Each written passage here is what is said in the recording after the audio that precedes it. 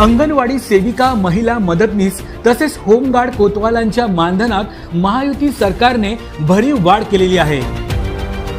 अंगणवाडी सेविकांना 15,000 रुपये तर अंगणवाडी मदतनीसांना 8,000 रुपये मानधन देण्याचा निर्णय सरकारने घेतला आहे।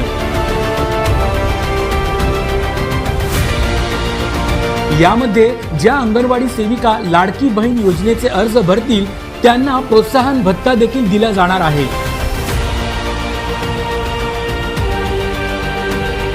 याकरिता राज्यभर विशेष 4,860 शिक्षकांच्या पदांची निर्मितीही केली जाणार आहे।